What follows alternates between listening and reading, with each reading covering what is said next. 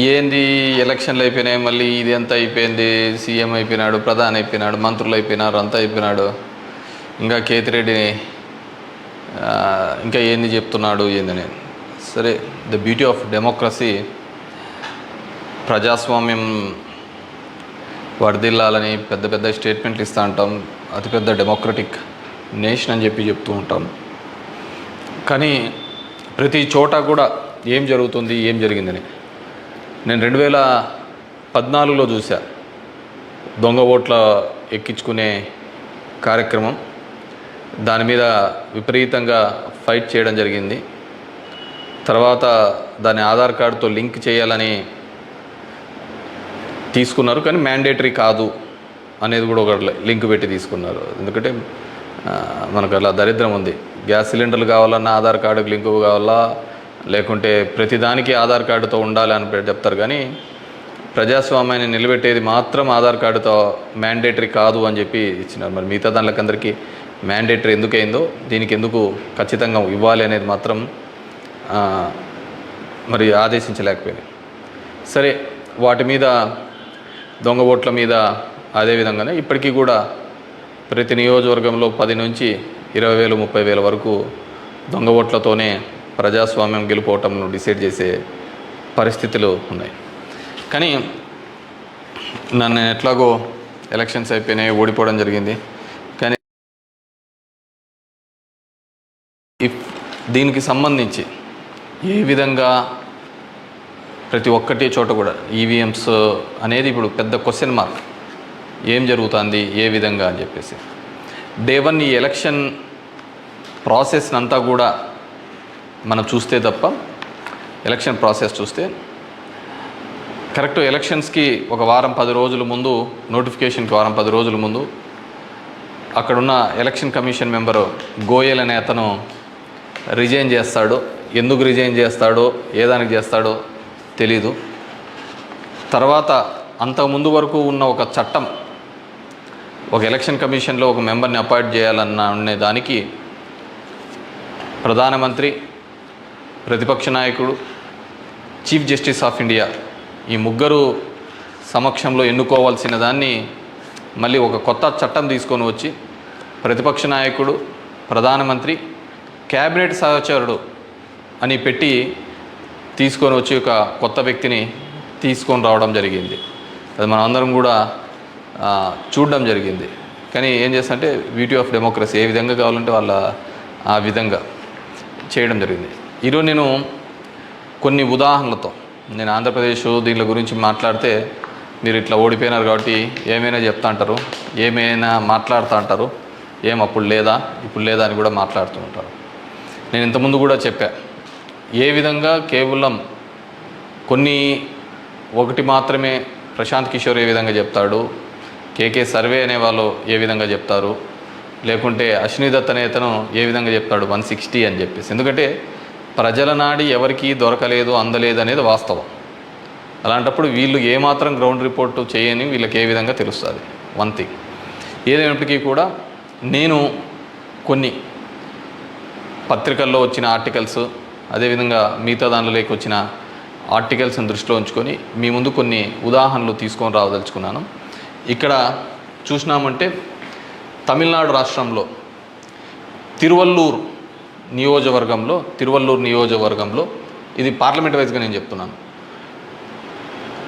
Total 14,30,738 ఓట్లు pole అయింటే, కానీ EVM మాత్రం కౌంట్ చేసినప్పుడు 14,13,941 ఓట్లు 47 ఓట్లు చూపించాడు. అంటే 16,791 ఓట్లు కౌంటింగ్ చేసిన దానికంటే పోలైన ఓట్లు తక్కువగా ఉన్నాయి తిరువల్లూరు అనే విధంగా.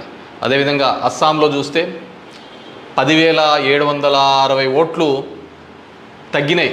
అంటే వీళ్ళు కౌంట్ చేసిన దానికి, వీళ్ళు ఈవీఎంలో ఇచ్చిన దానికి పోలింగ్ అయిన దానిలోకి చూస్తే, పోలింగ్ అయినది చూస్తే 12,40,306 అయితే ఈవీఎంలో కౌంట్ చేసిన దానిలకు 12,29,546 ఓట్లు ఉన్నాయి, 10,760. ఒడిస్సా ధనకల్ అనే చోట 11,93,460 ఓట్లు ఈవీఎంలలో పోలై ఉంటే ఈవీఎంలు కౌంట్ చేసినప్పుడు మాత్రం 11,84,033 9,427.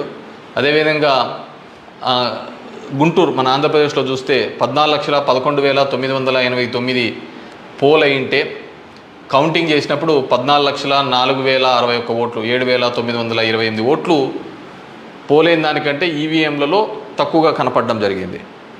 అదేవిధంగా ఎక్సెస్ వచ్చినాయి, అంటే పోలైన దానికంటే ఈవీఎంలలో ఎక్సెస్ రావడం జరిగింది.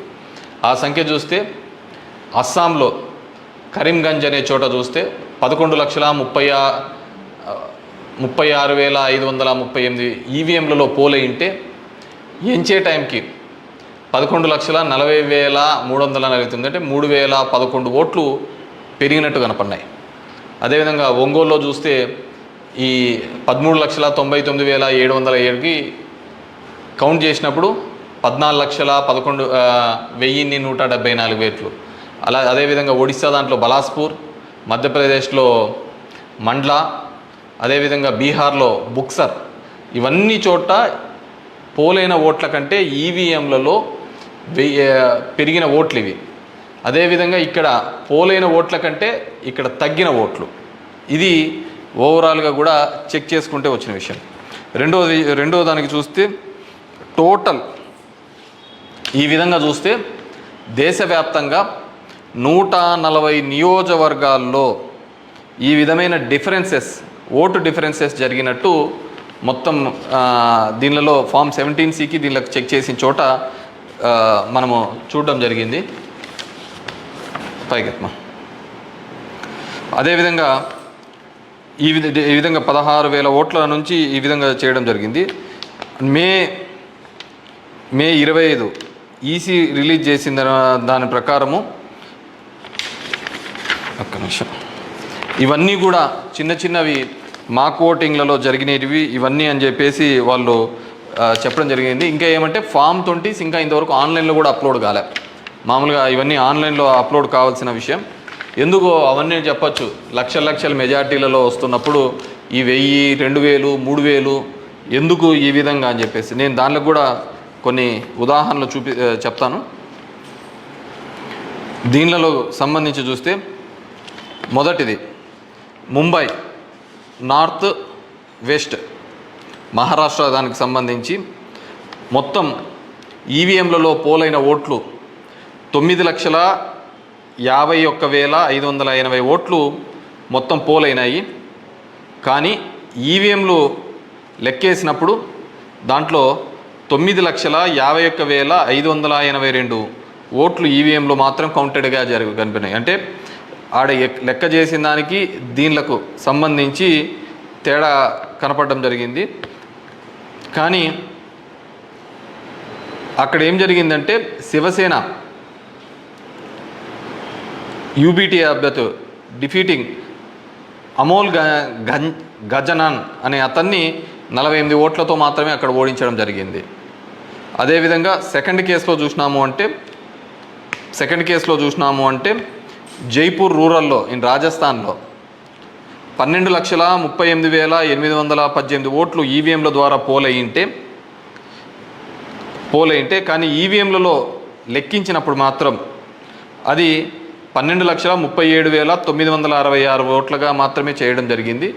852 ఓట్లు అక్కడ కౌంట్ కాలే. 852 ఓట్లు అక్కడ కౌంట్ కాలేదు. బీజేపీకి సంబంధించిన రావు రాజేందర్ సింగ్ అనే అతను ఈ సీట్ని గెలవడం జరిగింది.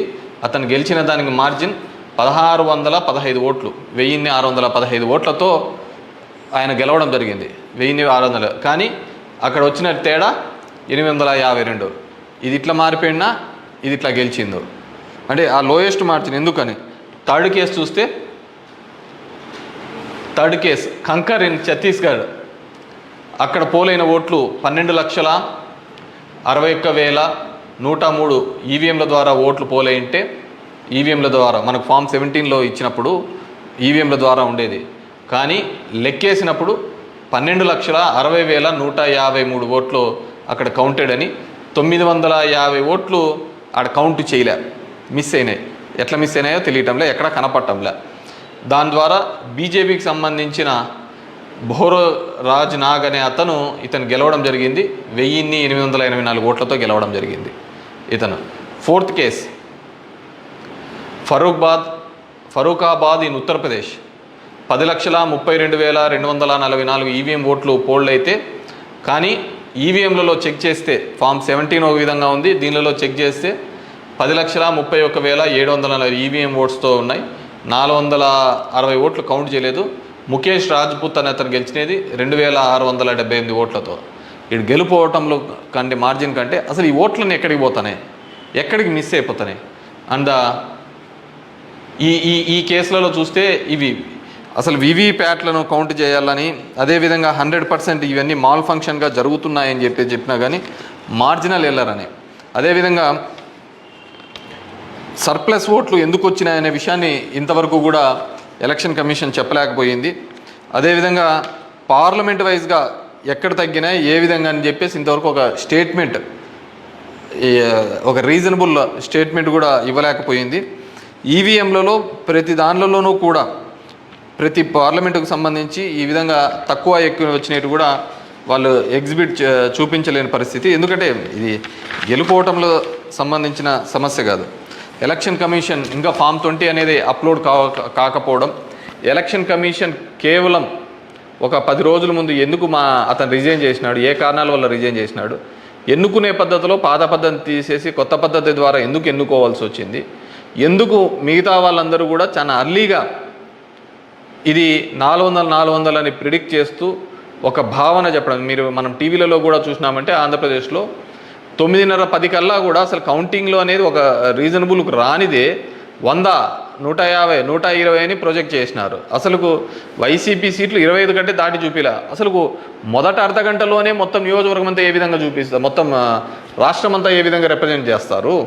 సో ఆ విధంగా రిప్రజెంట్ చేయడానికి ఏంటంటే బేసిక్గా అక్కడున్న ఏజెంట్లు కావచ్చు, అధికారులు కావచ్చు, వన్ సైడెడ్గా పోవడం కోసం ఆ విధంగా చేసినారు. ఆ విధంగానే ఉండడంతో ఆల్మోస్ట్ వాళ్ళందరూ కూడా 10:30 నుంచి బయటికి రావడం మొదలుపెట్టినారు. ఏం జరిగింది అనేది అసలు ఎవరికే కానీ అర్థం కాలేదు. టీవీలలో చూసినాము అంటే అసలు 8:30 అంటే 9:30 కల్లా 100-150 సీట్ల లేక వచ్చేసినాయని ఎలివేషన్స్ అన్నీ ఇవ్వడం జరిగింది. సో ఏ విధంగా మీడియా ఎలక్షన్ కమిషన్ వెబ్సైట్లలో పెట్టలేదు, అక్కడ ఆ విధంగా ప్రాజెక్టు కాలేదు. కానీ వీళ్ళే మొదటే చేయడం వల్ల ఏంటంటే దానివల్ల ఏజెంట్లు అక్కడి నుంచి వెళ్ళిపోతారని చెప్పేసి, అదేవిధంగా ఉద్యోగస్తులందరూ కూడా వన్ సైడెడ్గా జరిగిపోతే ఏజెంట్లు అందరూ పోయినారంటే వీళ్ళు రాసుకునేదే రాత అయిపోతుంది కదా. సో ఆ విధంగా అబ్జల్యూట్ మెజార్టీస్ ఇదైతే అంటది. అదేవిధంగా సో ఇదంతా కూడా మనం నిజమైన ప్రజాస్వామ్యంలో దొంగ ఓట్ల మీద ఉన్నామా, లేకుంటే ఈవీఎంలో మిషనరీస్ మీద పనిచేస్తున్నామా, నాకు ఓడిపోయినానని నేను బాధతో కాదుగా చెప్తున్నానని కానీ అందుకే నేను ఆంధ్రప్రదేశ్ స్టేట్ గురించి ఎక్కడ చెప్పలే. దేశంలో జరిగినది వివిధ దీనిలలో చెప్పినది. ప్రశాంత్ భూషణ్ కూడా ఆయన సీనియర్ లాయర్గా కూడా ఆయన కూడా పోరాడుతున్న సందర్భం చూసాం. సో ఇది మనం మాట్లాడకపోతే, ఎందుకంటే మేము ఎక్కడైనా ఊర్లలో పోయినా కానీ, ఊరు నుంచి వచ్చినా కానీ, టౌన్లో కానీ మిగతా వాళ్ళన్నా మేము వేసామని చెప్తున్నారు. మరి వేసింటే ఓట్లు ఎక్కడికి పోయినాయి, ఎవరికి పోయినాయి? ఎక్కడి నుంచో వచ్చి 3,000తో గెలుస్తామని చెప్పేసి ధర్మవరంలో 2 నెలల నుంచి చెప్తున్నారు. ఏ విధంగా ఆ ఫిగర్ అచీవ్ అయ్యి 3 నెలల నుంచి చెప్తుంటారు? So it's a big question mark. So there is completely ఏదో ఒక సెక్షన్లో అయితే మ్యానిపులేషన్ జరిగింది. ఇప్పుడు ఏం చేసేది ఎందుకు కాదు, కానీ జస్ట్ ప్రజలందరూ కూడా మనం అందరం వివేకంగా ఆలోచించుకొని డెమోక్రసీ ప్రజాస్వామ్యాన్ని ఇదే పెట్టుకుంటూ పోతా అంటే మోడీ 3 అవుతుంది, మోడీ 4 అవుతుంది, మోడీ 5 అవుతా ఉంటుంది. ఇంక జనం యొక్క ఓటుకు దాని విలువకు ఎటువంటి విలువ ఉండలేని పరిస్థితి మనం చూడగలుగుతాం. So these are all planned and స్క్రిప్టెడ్గా అంతా కూడా జరిగిందని పూర్తిగా నేను నమ్ముతున్నాను. పబ్లిక్ జనం కూడా అదే విధమైన ఆలోచనలతో ఉన్నాయని నమ్ముతున్నాను. వాట్ ఎవర్ మేబీ నాకు కూడా ఈ 5 ఏళ్ళు కూడా జనాలు మీరు ఇంకా తిరిగినే చాలు, చేసినే చాలు, ఇది చాలు అని చెప్పేసి ఒక బ్రేక్ ఇచ్చినట్టుగా ఉంది. కానీ బ్రేక్ ఇచ్చినా తప్ప నాకు రాజకీయాలు తప్ప వేరేది ఏమీ తెలియదు కాబట్టి డెఫినెట్గా నా గొంతును వినిపిస్తూనే ఉంటాను. అన్ని విధాలుగా కూడా ఎక్కడెక్కడ ఏ తప్పులు జరుగుతున్నా కానీ, అది నియోజకవర్గ వ్యాప్తంగా కావచ్చు, రాష్ట్ర వ్యాప్తంగా కావచ్చు, దేశవ్యాప్తంగా కావచ్చు, ఖచ్చితంగా ఇంకా ఇట్లా కాకుండా నేనేం వేరే వాళ్ళను బూతులు తిట్టేది ఇంకోటి ఆ అవసరం లేదు. జనాలకు ఎంతో కొంతమంది కన్నా సరే నాకు తెలిసిన విషయాన్ని షేర్ చేసుకోవాలనేది ఒక ఆలోచన విధానంగా అనుకున్నాను. డెఫినెట్గా ఐ విల్ కంటిన్యూ దట్. ఎందుకంటే చూస్తున్నాం అక్కడక్కడ జరిగినవి ఇవన్నీ కూడా. ఐ వాంట్ గివ్ ఎన్నుకున్న ప్రభుత్వానికి కూడా వాళ్ళకు కూడా మనం కూడా ఒక 6 months మనం కూడా టైం ఇవ్వాలి. వాళ్ళు ఏం చేస్తారు, వాళ్ళు ఇచ్చిన మాటను ఏం చేస్తారు, ఏ విధంగా కట్టుబడి ఉంటారు అనేది చూడాలి. ఎన్నెన్నో వాగ్దానాలు ధర్మవరానికి ఇచ్చినారు, రాష్ట్రానికి ఇచ్చినారు, చాలా వాగ్దానాలు ఇచ్చినారు. కాదు అవి ఎంతవరకు నెరవేరుస్తారు, లేదు కేవలం కక్ష సాధింపు చర్యలతోనే మిగిలిపోతారా, ఇవన్నిటినీ కూడా కాలమే సమాధానం చెప్తుంది.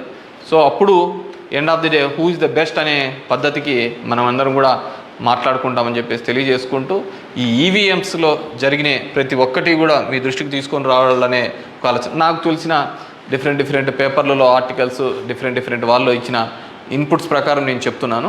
సో ప్రతి ఒక్కరికి ఓటు హక్కు కల్పిస్తానన్న ఈసీ మరి ఇన్ని టోటల్ ఓట్లు వేసిన దానిలో చూస్తే దేశవ్యాప్తంగా 362 నియోజకవర్గాల్లో 5,54,598 ఓట్లు మిస్ అయినాయి, కనపడటం లేదు. అది అంటే అది హెచ్చుతగ్గుల్లో కావచ్చు, దీనిలో కావచ్చు, కరెక్ట్గా రాకుండా అన్ని ఓట్లు మిస్ అయినాయి. మరి ఈ ఓట్లని ఎక్కడికి పోయినాయి? సో ఇదే పద్ధతిలోనే మొత్తం నడవాల్సిన పరిస్థితే అనేది కూడా మనమందరం కూడా ప్రజాస్వామ్యంలో ఉన్న ప్రతి ఒక్కరు కూడా మనమందరం కూడా ఆలోచించుకొని భవిష్యత్తులో దీని మీద మాట్లాడకపోతే నిశ్శబ్దంగా ఉన్నాము, వచ్చింది మన గవర్నమెంట్ ఎగలాడదామని, ఇంకోటి వచ్చింది ఇది అని చెప్పేసి వాళ్ళు చేసినారు. సరే సదరన్ పార్ట్ ఆఫ్ ఇండియాలో కొత్తగా తీసుకొని వచ్చినారు, కులం మతం అనే దాని మీద రాజకీయం తీసుకొని వచ్చినారు. కానీ ఇవన్నిటినీ కూడా ఆలోచించాలి. డెమోక్రసీని మళ్ళీ మనమందరం కూడా నిలబెట్టాలి అంటే కూడా ఇవన్నిటినీ కూడా ప్రజలు ఆలోచించుకొని వారి గలమిప్పి వారందరూ కూడా వీటి మీద మాట్లాడాల్సిందిగా కోరుతున్నాను. Thank you. Subscribe to Social TV Telugu for more videos. Hit the bell icon for faster updates.